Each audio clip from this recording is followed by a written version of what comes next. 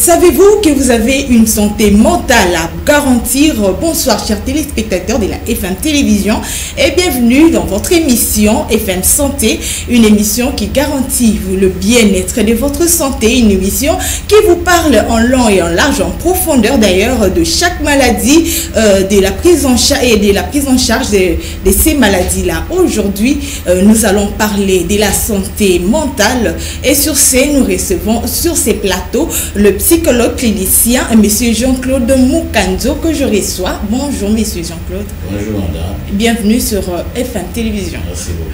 Et M. Jean-Claude Mukanza, vous êtes tout d'abord père d'une famille, marié à Madame Sylvie et père de beaucoup d'enfants. Vous êtes DG, vous êtes tout d'abord le chef de travaux à l'Unikin, mais aussi DG à la clinique psy de l'IMETE. Voilà, Monsieur Jean-Claude Mukanzo, nous allons parler de la santé mentale. Déjà, par définition, que doit-on comprendre par la santé mentale? Merci beaucoup, madame. Il n'est pas donné à tout le monde, surtout à beaucoup de gens, de parler de la santé mentale. Quelqu'un a envie de santé mentale, les gens commencent à spéculer dans tous les sens. On voit la folie, on voit des gens qui se promènent nus. Mais c'est pas ça en fait seulement la santé mentale. La santé mentale, on peut définir ça comme un état de bien-être. Un état de bien-être qui permet à la personne d'être capable de faire face aux situations normales de la vie, aux situations normales de la vie, et également au stress, aux difficultés que cette vie génère. Puisque la vie, comme je dis, nous avons des situations normales. Se marier, c'est une situation normale. Étudier, c'est une situation normale. Manger, c'est une situation normale. Ne pas manger, c'est une situation normale. Il faut faire face à ces situations-là. Mais ces situations viennent avec des problèmes, nous stressent, nous mettent en difficulté. Alors, être en bonne santé mentale, c'est être capable effectivement de répondre, de faire face à toutes ces différentes situations-là. Normales, et aussi les difficultés que ces mêmes situations normales génèrent pour nous. Alors quand on est capable de faire face à tout ça, là on peut dire qu'on est en bonne santé mentale. Et on peut produire, on peut travailler pour sa communauté et on peut s'épanouir individuellement. Est-ce qu'il y a une différence entre la santé mentale et la santé psychologique? C'est la même chose. C'est la même chose. Oui. Ok, Monsieur Jean-Claude Mukanzo, est-ce que vous pouvez nous dire, c'est quand est-ce qu'on peut reconnaître que cette personne a une santé mentale saine? Effectivement, c'est comme je venais de donner la définition. Bonne santé mentale signifie que la personne est capable de s'épanouir individuellement et aussi de jouer le rôle qu'on attend de lui dans la société.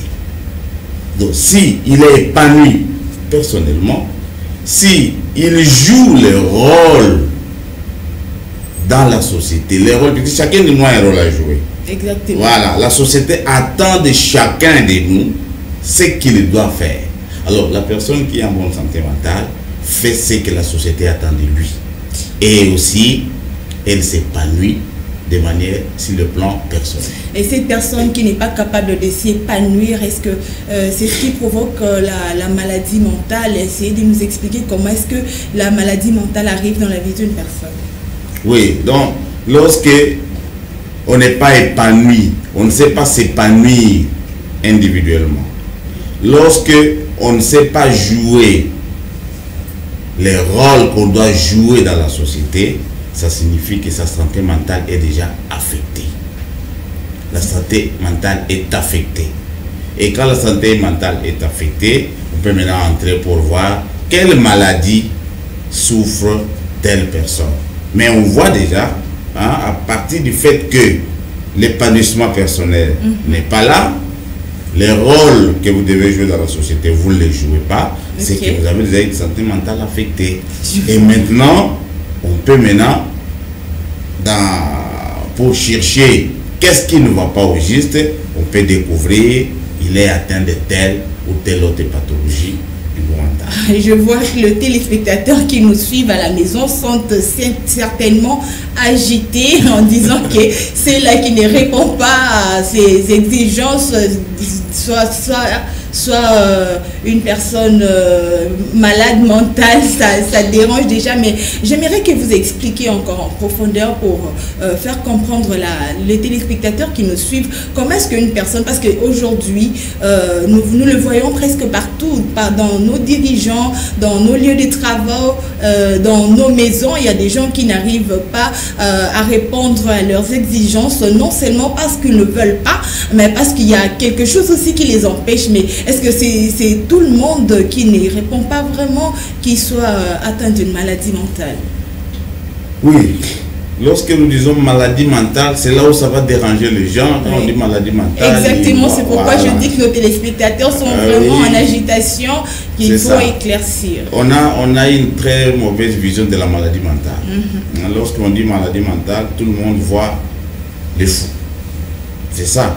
C'est ça aussi. Tout le monde voit la folie, les gens qui sont en train de ramasser des choses dans des poubelles, les gens qui se promènent nus, tout ça.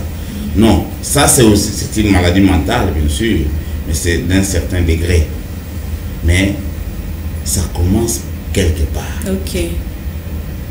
Vous êtes un homme. Vous avez 40 ans. Vous avez terminé vos études. 40 ans.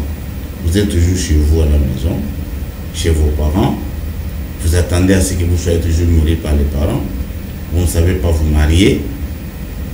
On peut vous demander qu'est-ce qui va dire. Ah, moi je ne peux pas me marier maintenant, vous savez la vie, tout ça. Non, ce n'était pas une situation normale, ça c'est anormal. Okay. Puisque ce n'est pas ça que la société attend de vous. D'ailleurs, chez nous, ici nous sommes un peu larges, mais en Occident, 18 ans c'est fini, vous devez quitter la maison. À 18 ans, vous êtes majeur. Donc, on attend de vous que vous disiez un jour aux parents, moi je dois aller rester chez moi. C'est ce qu'on attend de vous. Donc, ça, la personne ne va pas dire que je suis malade. Puisqu'il va vous dire non, moi c'est la situation difficile. Parce que la personne ne sait pas non plus qu'elle est malade. Voilà, elle-même ne sait pas. Mais c'est une maladie, c'est que vous êtes bloqué quelque part.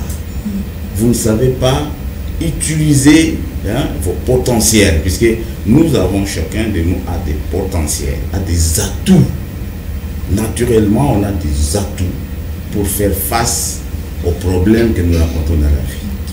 Mais lorsqu'on a des limites pour utiliser ces potentiels-là, c'est à ce moment-là qu'on tombe dans les tableaux de maladies mentales.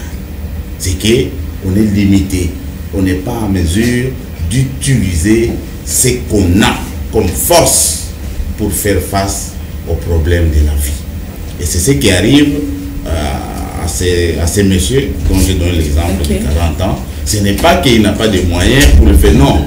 Les moyens qu'il manque, ce sont des ressources psychologiques qui lui sont limitées. Il ne sait pas les exploiter pour sortir de la situation dans laquelle il se trouve présentement. Donc il suffit juste de se ressourcer psychologiquement et voilà, les réveiller afin de même lorsque vous m'apportez moi, oui, vous venez avec quelqu'un qui est malade, vous me dites que c'est malade mental. Hein? Bon, vous ne disiez même pas c'était. Vous allez seulement me dire, voilà, quand il va au travail, aujourd'hui, il travaillait à telle entreprise, on l'a révoqué. Ouais. Il est allé, il a trouvé un autre emploi, on l'a encore révoqué. Ça, c'est la 4e fois qu'on le révoque encore. Ce qui est un problème. Donc, moi, spécialiste, je vais entrer en contact avec la personne pour découvrir qu'est-ce qui ne marche pas. Est-ce qu'il utilise tout ce qu'il a comme ressources, là où il va, où il est limité. Quand je vais découvrir ces limites-là, je vais l'aider. Je vais l'aider à utiliser ce qu'il a en lui. Puisque c'est pas la solution, ne vient pas d'ailleurs, c'est vous-même. à l'intérieur de vous-même. C'est question de vous apprendre comment vous pouvez utiliser les potentiels que vous avez pour résoudre tel problème. Et si j'ai réussi à vous apprendre cela, vous commencez à les appliquer, vous êtes guéri. Vous n'avez pas besoin de médicaments pour prendre la décision de vous marier, par exemple. Il n'y a pas un médicament pour ça. Non. Voilà. J'espère que nos téléspectateurs sont même étonnés parce que sûrement ils ne s'attendaient pas à ça. Mais dites-nous, il y a combien de sortes de maladies psychiques? Oui, c'est là où effectivement qu'on peut arriver pour faire comprendre aux gens que ce qu'ils voient. Quand on voit la personne dans la rue, il dort dehors, il se promène, il mange tout ce qu'il voit. Oui, la folie, c'est déjà une maladie mentale. Oui. Ok, ça c'est une maladie mentale grave. C'est comme ça qu'on appelle ça grave. Puisque la personne n'est plus consciente qu'elle est malade. Elle-même n'est pas consciente qu'elle est malade. Si vous trouvez un fou en train de manger dans des fours, hein, vous lui dites c'est pas bien, il le voit, c'est vous qui êtes fou, c'est pas lui. Il va dire monsieur. Oui, ça arrive que le fou traite les autres personnes. Effectivement, puisque lui trouve que c'est ça la vie normale, c'est ce qu'il doit faire. Donc il n'est pas conscient qu'il est malade. Ça, c'est le degré le plus élevé de la maladie mentale. Mais à un certain degré, lorsque, comme je dis, vous avez manqué la possibilité de vous épanouir personnellement, de jouer le rôle que vous jouez dans la société, c'est aussi une maladie mentale. Mais cette maladie mentale-là n'est pas plus grave comme la folie. Et souvent, ces personnes-là sentent un malaise. Et ils sont conscients qu'il y a quelque chose qui ne marche pas. Mais seulement, il ne sait pas dire c'est quoi au juste. Il ne sait pas dire ça. Et en ces moments-là, il faut recourir à un psychologue. Oui, c'est pourquoi alors, dans la façon de distinguer les maladies mentales, nous avons des maladies qu'on appelle, qui sont un peu moins graves. On met ça dans le lot des névroses. Ok. Et des maladies qui sont graves, qui font que la personne n'est même plus consciente, on les appelle des psychoses. Dans la névrose, la personne est encore consciente. Oui, elle est consciente que quelque chose ne va pas en moi. Ok? Par exemple, vous avez déjà vu des gens, ils se promènent, mais à tout moment, il est trop vigilant. C'est comme si il y a quelque chose qui peut lui arriver à tout moment. Hein? Et s'il entend un bruit, lui sursaute. Mais si vous lui demandez, il va vous dire, je ne comprends pas, je ne sais pas qu'est-ce qui se passe à moi. Mais c'est comme s'il y a quelque chose qui ne va pas. Il ne sait pas de quoi il s'agit. Ça, c'est déjà un signe, c'est un signe d'une névrose. Hein? Il y a des gens aussi qui, il peut balayer sa chambre propre 20 fois par jour. Ça aussi, c'est la névrose. Ah oui, il va sortir, il oublie, ah non, je n'ai pas encore balayé, il rentre, il peut balayer, il termine, il sort, il peut être même à 10 mètres, est-ce que j'ai vraiment balayé? Il rentre encore, il balaye. Cette obsession-là, obsession à ce qu'il peut, lui, va qualifier de la propriété, il pense qu'il est propre, il n'aime pas la saleté, n'est-ce pas? C'est une personne. Mais c'est une névrose. Okay. Donc pourquoi on appelle ça une maladie? Puisque ça va effectivement l'empêcher de réaliser ce qu'il peut réaliser. Ça va compliquer davantage sa vie. Imaginez que vous êtes étudiant. Vous avez cours à 7 h du matin. Mais vous devez d'abord commencer par balayer votre maison. Si vous devez balayer 6 fois par jour, ou bien 6 fois avant de sortir, vous ne sortez pas à 7 h, ça sera 8 h, 9 h. Alors vous arrivez là-bas, les autres ont déjà commencé les cours. Peut-être vous êtes obligé d'arrêter aussi quand vous voyez qu'il y a un vent fort, vous pensez à votre chambre qu'elle est déjà sale et je dois encore rentrer pour vous. Vous voyez ça? Ça perturbe un peu votre vie. Ça vous met mal à l'aise dans ce que vous pouvez encore faire. Tout ça devient une pathologie, c'est une maladie. Donc, ces maladies-là, ces maladies qu'on considère comme un peu moins graves, que nous mettons dans l'eau des névroses, ce sont des maladies qui, chez qui la personne souffre encore. Hein? Et elle souffre, mais elle ne sait pas elle-même sortir de cette situation-là. Il s'est bloqué, il n'a pas de moyens lui-même personnels pour sortir de la situation. Il faut l'aider. Donc, à côté de ces névroses-là, il y a des maladies aussi qui sont d'ordre sexuel, comme les perversions. Les perversions, avant, dans les classifications, c'était mis toujours dans les lots de névroses, mais maintenant, on commence à les mettre à l'écart. Une question concernant le sexe viendra sûrement, mais en vous entendre parler, l'oubli fait aussi partie de la névrose. Non, l'oubli, ce n'est pas une maladie. Ok. L'oubli, c'est un comportement normal. Tout le monde peut oublier. Tout le monde a déjà oublié. Personne ne peut dire qu'il n'a jamais oublié. L'oubli, c'est tout à fait normal. On peut oublier. Il y a beaucoup de facteurs qui expliquent l'oubli. Les temps, les temps que ça passe entre tel événement et le moment où on vous demande de le produire. L'intérêt que vous avez aussi à cela. Quand la chose, vous n'avez pas beaucoup d'intérêt à telle chose, on oublie ça facilement. Mais est-ce que vous pouvez nous dire quelles sont les maladies que vous qualifiez, hormis les exemples que vous avez donnés, les maladies que vous qualifiez de la névrose?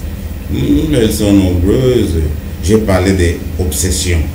L'obsession, c'est que vous pouvez, ça peut être une obsession de la propriété, comme j'ai dit là, balayer les chambres. Ça peut être aussi cette même propriété-là par rapport à vos habits. Si vous sortez et qu'il y a un peu du vent, vous voyez une tache sur votre chemise, la journée est gâchée. Vous devez rentrer à la maison, changer, voilà, trouver une autre chemise pour sortir. Quand vous arrivez à entrer dans le bus et que les gens se bousculent là, vous ne pouvez pas, puisque vous risquez de vous salir, vous ne pouvez pas vous disputer avec les gens pour entrer là. Ça, c'est ça l'obsession. Il y a d'autres névroses comme la phobie.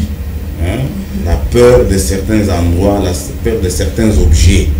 Vous trouvez un adulte là, mais quand il voit une souris, il peut tomber même à l'eau pour fuir la souris. Donc c'est comme ça, lui il ne peut pas voir la souris. Quand il voit la souris, c'est une pathologie aussi. Nous les voyons, il y a aussi les cafards que les gens craignent tellement. Des endroits publics, il y a des gens qui ne peuvent pas parler dans un endroit public. Quand ils commencent comme ça, ils commencent à bégayer.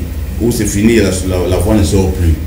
C'est aussi une phobie. Il y a aussi la phobie des bus. Il y a des gens qui ne peuvent pas entrer dans... Il y a ces gens-là, il a l'habitude de faire pied Tchangou, ville, tous les jours. Quand vous lui demandez... Ah oui, il a peur d'entrer dans les bus. Ça aussi, c'est une névrose. Ouais.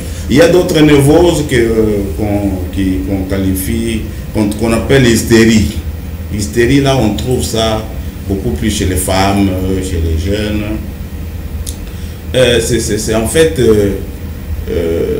ça se caractérise par une certaine suggestibilité. C'est que la personne ne sait pas se gérer lui-même. C'est comme si elle doit être guidée par n'importe qui. Okay. Tout ce qu'on lui demande, c'est ce qu'il fait. Mais lui-même ne peut rien. Et ça se convertit des fois sur les somas, sur les corps. La personne peut devenir aveugle, il ne voit plus. Okay. Il ne voit plus. Alors que ces yeux n'ont aucun problème. Donc, quand on l'envoie chez l'ophtalmologue, il va faire, il vous dit non, il n'y a rien qui explique que la personne ne voit. Vous êtes en bonne santé. Vous êtes en bonne santé, mais il ne voit plus. Okay. Comme il peut aussi devenir paralysé, il ne peut plus se tenir debout. Alors qu'il a toutes ses membres en place, il ne peut pas se tenir debout. Tout ça seulement, c'est la peur de faire ça. Il a peur de marcher. Alors, il devient paralysé. Mais il a peur de voir quelque chose. À cause de la peur de voir cette chose-là, il devient aveugle. Tout ça, ce sont des formes de névrose. Mais il y a la dépression. Il y a des gens qui peuvent garder sa chambre toute la journée, il ne sort pas. Il est seulement dans sa chambre. S'il sort au salon, c'est peut-être puisque vous l'avez demandé de venir manger. Non, peut-être la personne est timide, la personne aime rester enfermée, rester elle-même dans son coin, mais la timidité, c'est nécessairement la dépression. La timidité, ce n'est pas la dépression. Mais la dépression, c'est la perte de l'élan vital. Quand on est déprimé, c'est qu'en principe, on n'aime plus la vie. On n'aime plus la vie, on a dégoûté la vie. Alors, on se retire. Comme des gens qui veulent s'épandre. C'est ça, c'est effectivement le suicide, c'est une conséquence de la dépression. C'est après un moment de tout, finalement vous dites pourquoi continuer à vivre? Il se donne la mort. Ça aussi, c'est une dépression. Il y a des dépressions, effectivement, des névrotiques et d'autres qui sont psychotiques. Donc les gens qui sont des malades graves là, et ils développent aussi des dépressions. Avant même qu'on entre dans des maladies graves, Monsieur Jean-Claude, vous êtes psychologue clinicien il y a 20 ans passés. Mais est-ce que vous pouvez nous garantir, vous pouvez nous dire aujourd'hui sur notre plateau que vous avez reçu une personne obsédée venir vers vous pour vous dire que non, je suis obsédé et il faut que vous me traitiez? Oui, on a déjà eu des cas. Vous savez, c'est pas facile, hein, en santé mentale, c'est ça un peu la difficulté. C'est pas facile que la personne vienne d'elle-même poser le problème au spécialiste. C'est pas facile. Donc, même si on a la névrose, nous sommes conscients, oui. Mais il y a toujours une autre personne. Toujours, c'est quelqu'un d'autre qui l'amène, dans la plupart des cas. Mais ça fait 10 ans, par exemple, que nous avons notre centre là-bas. On commence à recevoir les gens qui viennent d'eux-mêmes. Vous m'avez posé l'exemple, vous m'avez posé la question sur l'obsession. Oui. Mais lui ne veut pas dire que je suis obsédé. Je suis obsédé. Parce qu'il y a beaucoup de gens qui sont obsédés, qui n'acceptent pas qu'ils sont obsédés. C'est moi qui découvre que c'est un obsédé. Mais lui vient avec son problème.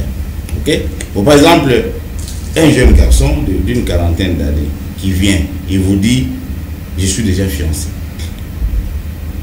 J'ai même presque prédoté, tout ça. Mais je suis incapable de me défaire, n'est-ce pas, des petits garçons. C'est-à-dire quoi? Durant toute sa vie, il n'a que des petits garçons comme ses amis. Ces petits garçons-là, il en a 3 ou 4, 5 à travers la ville. Ce sont ses femmes à lui. Bon, maintenant, avec la pression sociale, il travaille, il y a de l'argent, il se va obliger quand même de fiancer. Mais il est allé malgré lui. Il ne peut pas satisfaire cette fille-là qui vient. Si nous comprenons bien l'homosexualité, c'est une maladie mentale. C'est l'homosexualité. Alors maintenant, quand il voit que le temps passe, bientôt là, les amis vont commencer à me demander, on a déjà prédoté, qu'est-ce qu'on attend, il vient chercher de l'aide. Voilà la pression là.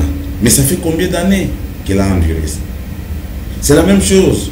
Nous avons reçu de jeunes garçons.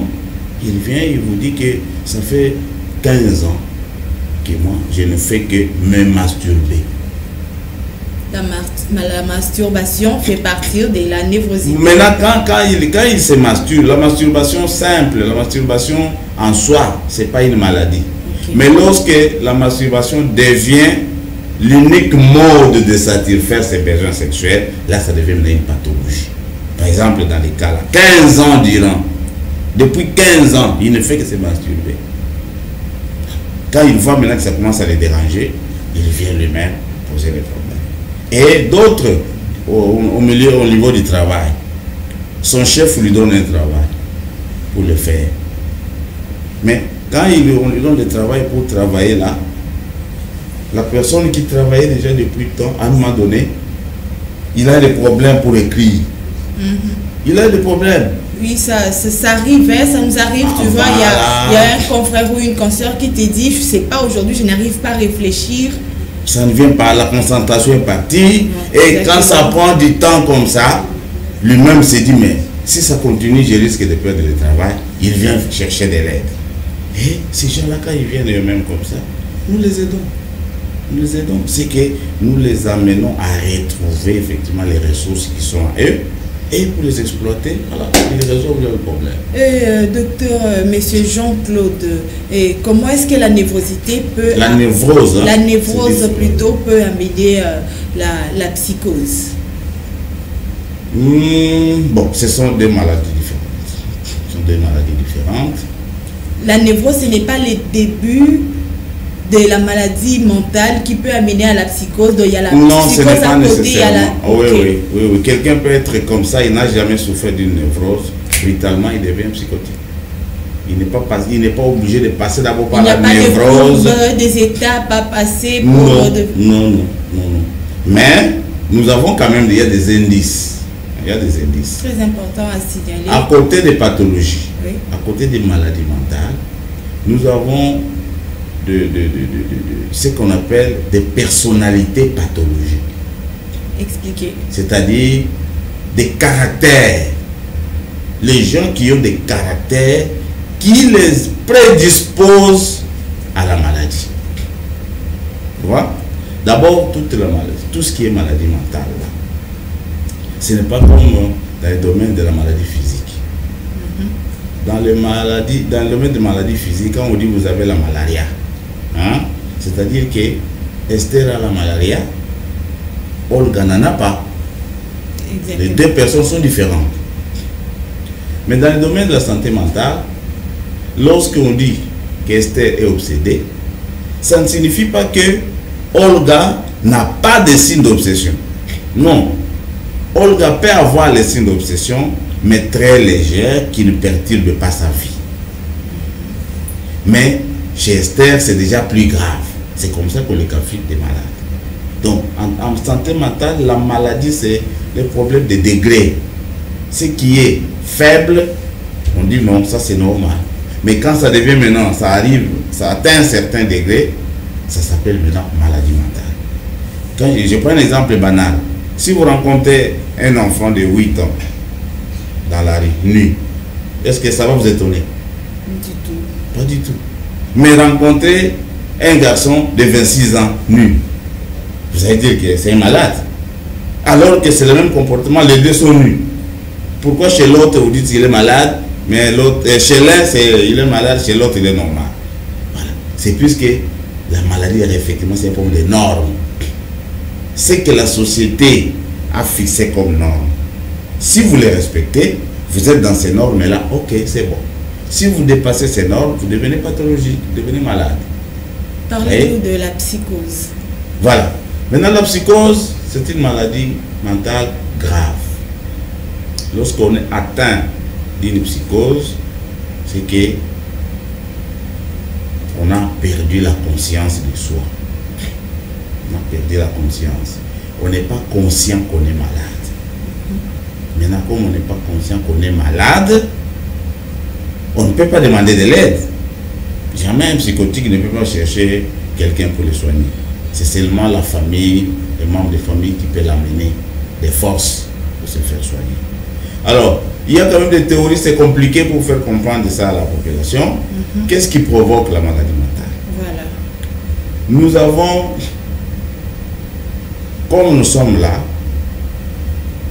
nous faisons face à des problèmes qui viennent de l'extérieur et à des problèmes qui viennent de nos propres besoins internes.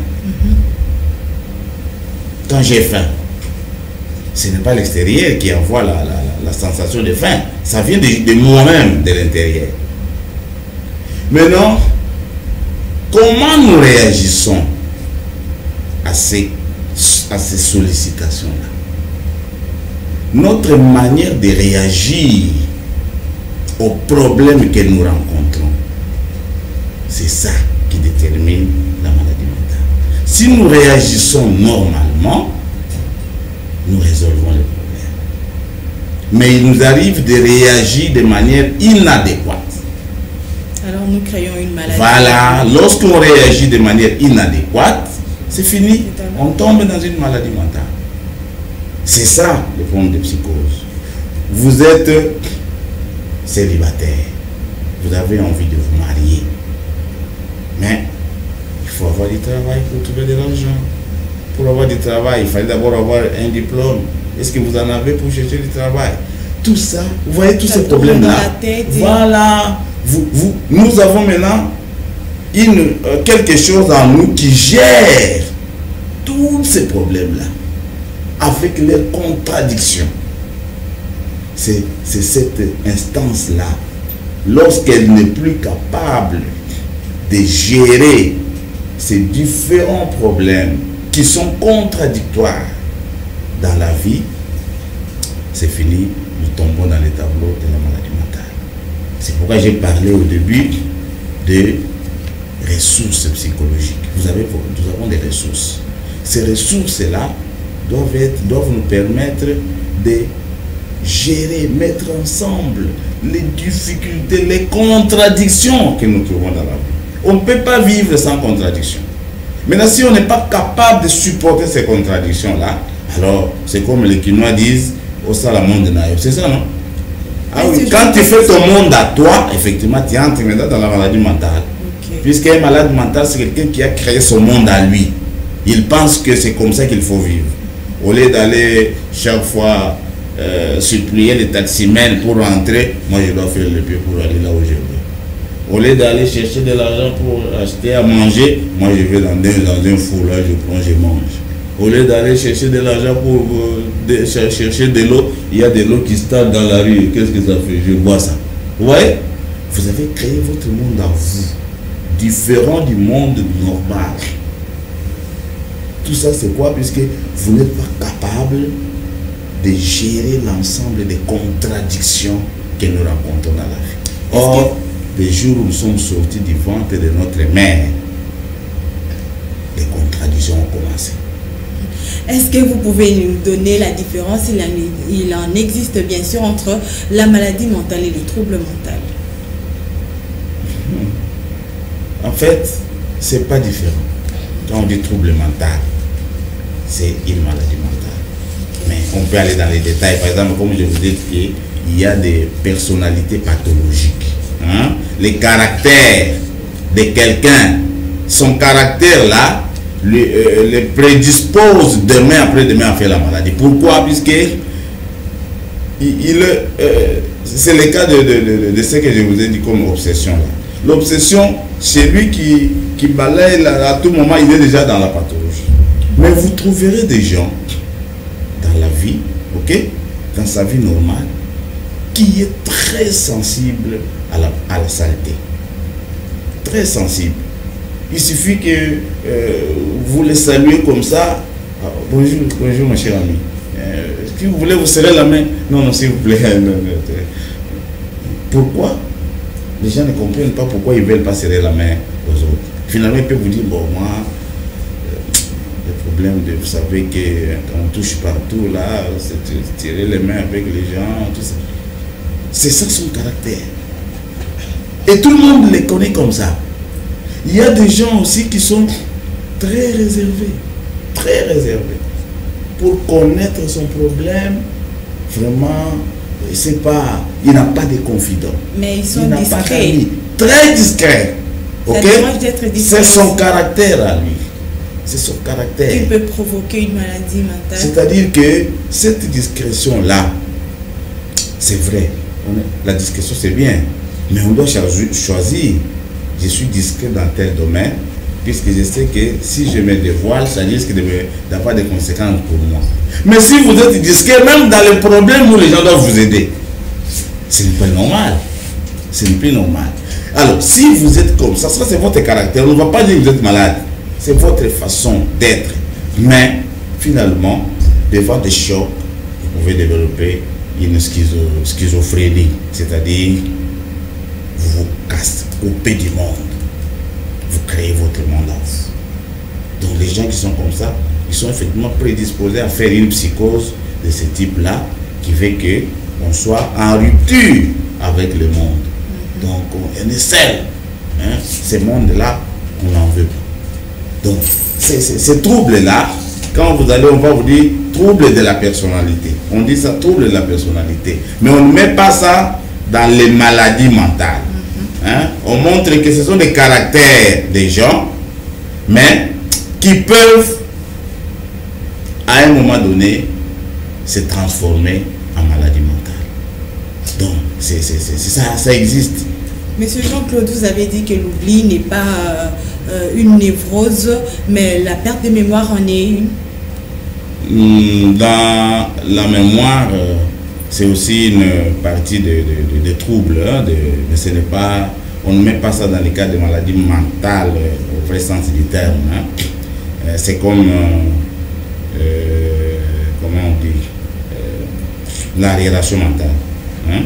Un enfant, il ne sait pas, il ne réussit pas à l'école, il ne réussit pas. Voilà. Il ne sait pas lire, il ne sait pas écrire. C'est un problème d'intelligence.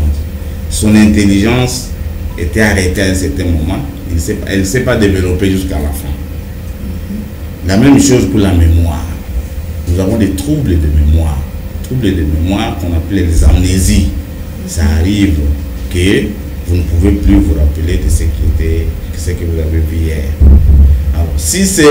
Et il y a même ceux-là qui viennent de voir quelque chose il y a 5 minutes, mais qui ne se tout rappellent là, même ça, pas. oui, oui. Alors, il y a des causes. Ça, c'est pourquoi, si on ne met pas ça vraiment dans les cas de maladies mentales, puisque généralement, ce sont des causes neurologiques.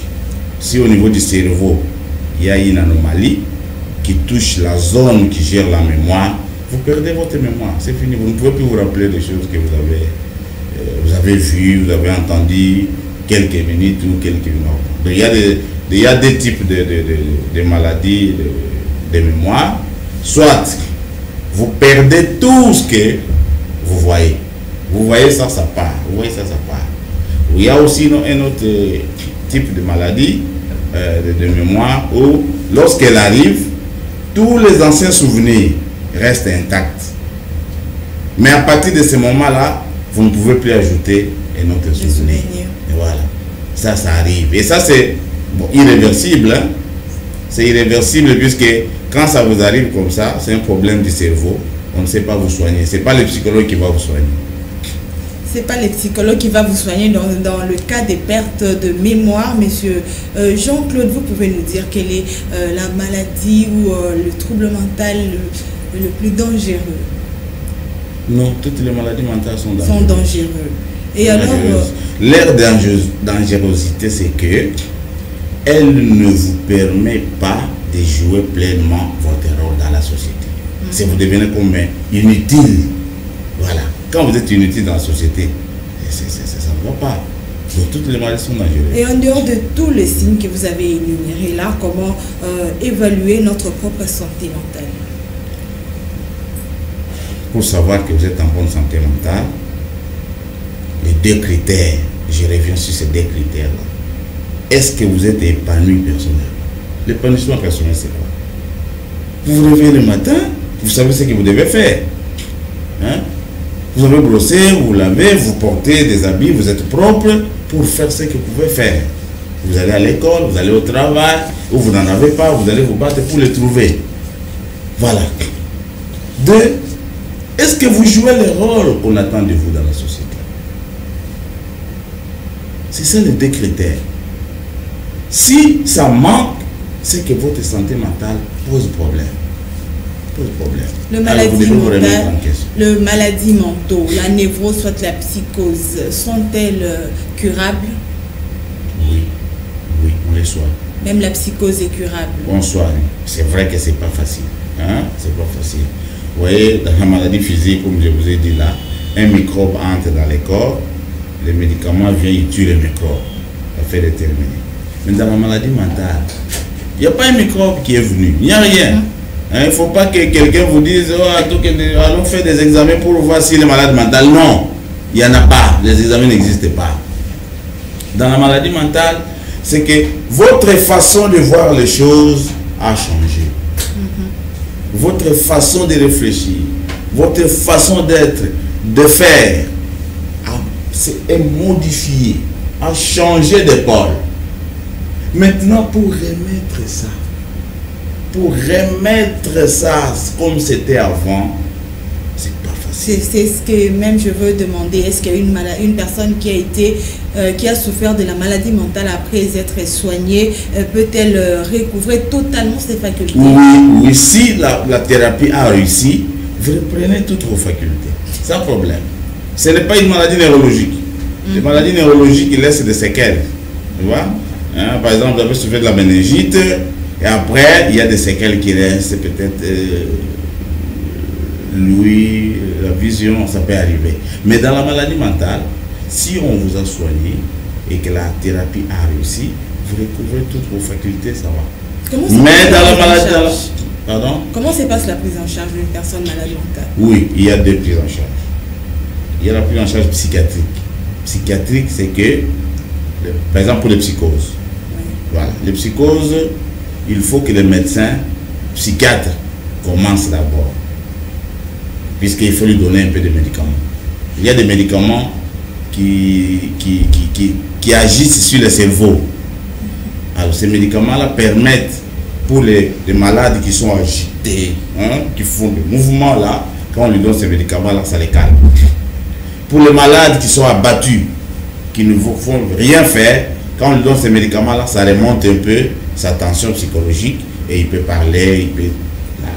Et après ces traitements médicamenteux, les traitements psychologiques peuvent maintenant suivre.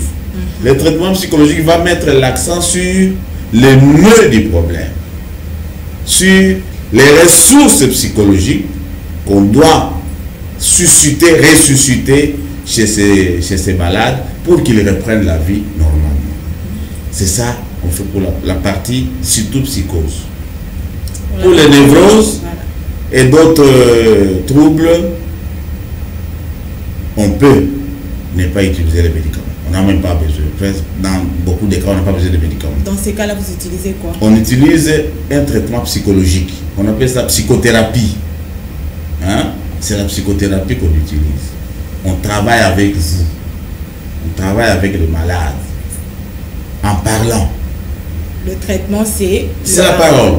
Okay. C'est la parole.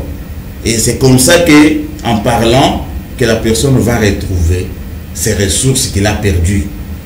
Et il les utilise. Quand il les utilise correctement, c'est fini, les symptômes-là vont disparaître. Monsieur Jean-Claude, il y a les téléspectateurs qui sont en train de nous suivre, qui se sont retrouvés, qui ont retrouvé les indices de tout ce que vous avez dit là. Ils se demandent, en cas de quelques problèmes, quels premiers soins pouvons-nous nous donner sans aller voir un psychologue? Ah, il n'y a pas de premiers soins hein, dans les maladies mentales. Hein. Quand ça ne va pas, ça ne va pas. Parce que généralement, un malade mental, c'est la personne qui est bloquée, qui ne sait pas seule faire quoi que ce soit. Donc il faut de l'aide, il faut se faire aider par une autre personne. Donc quand vous vous sentez mal, il ne faut pas vous gêner. Cherchez un spécialiste, hein, cherchez des psychologues, allez à l'hôpital. Si vous allez à l'hôpital, le médecin voit que ce problème ne concerne pas la santé physique, somatique. S'il est sincère, il va vous dire cherchez un psychologue. Alors s'il connaît des psychologues, il vous donne une petite note. Allez voir tel psychologue, il va vous aider. Et vous venez, dans beaucoup de cas, c'est comme ça. Ce sont les médecins qui nous envoient aussi des cas. Et en RDC, pouvez-vous estimer statistiquement combien de cas de maladies mentales pouvons-nous en avoir? Non, c'est trop, c'est trop. Ceux qui sont conscients. Parce qu'en vous entendant parler, il y a d'autres qui ne sont pas conscients qu'ils ont la maladie, mais ceux-là, selon les statistiques, ceux-là qui sont dans des psychiatries que vous reconnaissez, vous avez les statistiques? Non, on n'a pas de statistiques, puisque bon, généralement, ce travail ne se fait pas correctement, mais ce qu'il faut dire, c'est que si vous allez à l'hôpital général là-bas, sur les 100 malades que vous trouvez à l'hôpital général, 30 ont des problèmes de santé mentale. Nous sommes autour de 30%. 30% des cas de maladies mentales dans toutes les affections que nous avons. Mais seulement le problème, c'est que beaucoup ne savent pas qu'ils sont malades, ne se reconnaissent pas malades et ils ne cherchent pas de l'aide. C'est ça qui complique aussi même ce travail de statistiques-là. Mais il y a beaucoup de... D'ailleurs, il faut dire que nous, surtout notre pays, avec toute la situation et tout ce que nous sommes en train de connaître comme problème. Comment pallier à cette situation pour éviter un Congo rempli des fous? C'est compliqué. Hein? Il faut évidemment... on peut avoir des campagnes de sensibilisation sur la santé mentale. Est-ce que vous le faites? Parce que je pense même que les psychologues sont des personnes moins fréquentées en RDC. Très moins fréquentées, effectivement, pour des raisons que je vous ai déjà données. Mais nous faisons ce que nous pouvons. Par exemple, pour le moment, avec notre clinique, les grands travail sur la sensibilisation. C'est ce qui fait que quand on a commencé, on pouvait peut-être faire toute une semaine. Personne ne vient. Mais maintenant, là, nous avons la moyenne de 3 malades par semaine qui viennent d'eux-mêmes pour poser le problème. Qui viennent d'eux-mêmes. C'est-à-dire que le travail c'est fait quand même en termes de la sensibilisation. Mais c'est pas encore, il y a encore beaucoup de choses à faire. Mais il faut d'abord que les Congolais reconnaissent, connaissent les signes, les problèmes qui peuvent les pousser à se dire qu'il y a quelque chose qui ne va pas en lui. Et après, à demander de l'aide, à chercher de l'aide. Ce travail-là est encore à faire. Et c'est votre travail, vous devez le faire quand même pour vous faire connaître. Parlons des enfants, vous allez parler tantôt des enfants, vous en avez parlé. Est-ce que l'agression ou l'abus fait sur les enfants peut être une cause d'une maladie mentale? Oui, tout ça. Je vous ai dit que la maladie mentale, c'est des problèmes que nous rencontrons dans la vie, qui nous stressent, qui nous posent des difficultés. C'est ça. Et notre manière d'y réagir. C'est ça qui explique la maladie mentale. Les enfants doivent aussi avoir une manière de réagir. Mais pourquoi pas? L'enfant, c'est un être. Il a ses rôles à jouer comme enfant. L'enfant grandit selon les étapes. Si le traitement que vous allez donner à l'enfant ne respecte pas ces étapes-là, vous avez perturbé sa vie. Vous avez perturbé sa vie. Je vous donne seulement un exemple. Il y a des parents qui ne savent pas que les jeux pour un enfant, à un certain âge, c'est plus que même la nourriture. Il faut laisser les enfants plus jouer. Que la nourriture. L'enfant peut jouer, vous lui demandez, venez manger, mais il ne vous regarde même pas. Maintenant, vous, ne sachant pas que l'enfant est au stade où il doit jouer, vous l'empêchez de jouer. Vous l'empêchez. C'est qu'il ne va pas bénéficier de tous les avantages de ce stade-là. Il passe avec ses lacunes. C'est source de pathologie pour les enfants.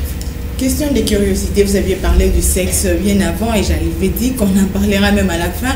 Quelle est la place du sexe dans ces domaines de la santé mentale? La sexualité joue un rôle très très important de la santé mentale. Très très important. Quand on dit sexualité, il y a beaucoup de choses. C'est pas dans 10 minutes qu'on peut développer ça. Mais sachez que dans les couples, par exemple, si vous prenez les problèmes des couples, 90% des problèmes des couples, c'est lié à la sexualité. Soit l'homme n'est pas capable de satisfaire sa femme, soit la femme n'est pas capable de satisfaire l'homme, et chacun garde ce problème-là seul, il ne veut pas l'exprimer, et finalement, ça engendre d'autres problèmes, des conflits. Et ces conflits-là vont jusqu'à développer des troubles, jusqu'à développer des pathologies mentales. En dehors des troubles sexuels, mais la sexualité elle-même génère des troubles mentaux. C'est une vie intime. La sexualité, c'est l'intimité. C'est la vie intime. De même qu'elle génère de maladies mentales, est-ce qu'elle peut aussi guérir une maladie mentale? Guérir, non. Pas guérir, ce n'est pas une thérapie. Mais lorsque elle est bien assumée, vous assumez bien votre sexualité, vous vous mettez à l'abri de vos problèmes. C'est ça. Monsieur Jean-Claude, il y a tellement à dire, mais le temps nous fait vraiment défaut. Et est-ce que vous avez autre chose à rajouter avant de clore ces dossiers? Oui, puisque nous avons parlé de santé mentale, nous sommes dans un pays post-conflit, d'ailleurs même en conflit, pas post-conflit. Nous sommes un grand pays avec beaucoup de problèmes. Des problèmes socio-économiques, des problèmes relationnels, tout ce qui est le problème de travail. Tout ça, c'est source d'ennui, source de stress, qui sont à la base de tout ce que nous pouvons considérer comme des troubles. Regardez maintenant notre caméra et donnez un conseil à nos téléspectateurs. Les grands problèmes que nous avons, que vous devez avoir, c'est comment vous pouvez faire face à ce genre de difficultés. Les difficultés sont là, on ne peut pas les fuir. Si vous voulez fuir les difficultés, il faut mourir. Mais tant que vous vivez, vous avez des difficultés. Maintenant, le problème, c'est que comment y faire face? Il faut savoir normaliser les choses. Il faut savoir accepter les choses telles qu'elles sont. Si vous acceptez les choses telles qu'elles sont, vous pouvez les gérer. Mais si vous voulez changer les choses, même celles dont vous n'êtes pas, dont vous n'avez pas les moyens pour changer, c'est vous qui vous créez des ennuis. C'est vous qui vous cherchez des problèmes qui demain vont vous plonger dans les tableaux de pathologie. Merci beaucoup, Monsieur Jean-Claude, d'avoir répondu à notre invitation. Merci. Voilà, chers téléspectateurs, nous sommes arrivés à la fin de notre émission. J'espère que vous avez très bien compris ce qui a été dit ici. Il faut savoir gérer et accepter les choses telles qu'elles viennent. Nous allons nous revoir très prochainement à un nouveau numéro. Je ne sais pas si ça serait toujours avec Monsieur Jean-Claude, parce que les questions ne sont pas finies. Il y a tellement de questions que le téléspectateur avait posées que je n'ai pas posées. Nous y reviendrons peut-être bien prochainement. Au revoir.